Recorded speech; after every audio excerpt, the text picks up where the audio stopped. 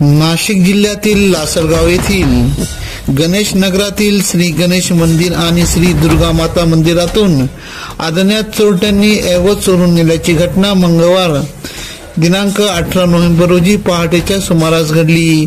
या दोन्ही घटनांमधील दोन चोरटे सीसीटीव्ही कॅमेऱ्यात कैद झाले आहेत।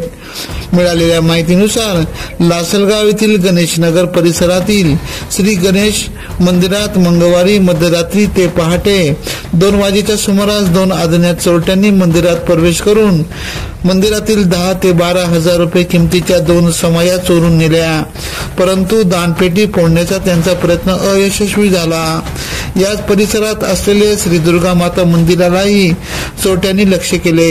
अज्ञात चोरट्यांनी या मंदिराच्या दाराला असलेल्या सेन्सर अलार्मची वायर कापत आत प्रवेश केला।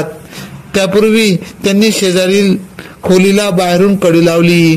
या मंदिरातून चोरट्यांनी चांदीचा मुकुट, चांदीचा कासव आणि चांदीची छत्री अशी अंदाजे 1.25 लाख रुपये किमतीच्या मौल्यवान वस्तू चोरून नेल्या। घटनेची माहिती मिळताच लासलगाव पोलीस ठाण्याचे सहाय्यक निरीक्षक भास्कर शिंदे यांच्यासह हवालदार उत्तम गोसावी, संदीप दगळे घटनास्थळी दाखल झाले। नाशिक येथून आलेल्या डॉग स्क्वॉड आणि फॉरेन्सिक टीमने घटनास्थळाची तपासणी केली। या चोऱ्यांप्रकरणी लासलगाव पोलीस ठाण्यात गुन्हा दाखल करण्यात आला असून पोलीस सीसीटीव्ही फुटेजच्या आधारे दोन्ही चोरट्यांचा शोध घेत आहेत। एकेपी न्यूज साठी ब्युरो चीफ अनवर खान पठान, नासिक। अब हर वारदात पर रहेंगी हमारी नजर।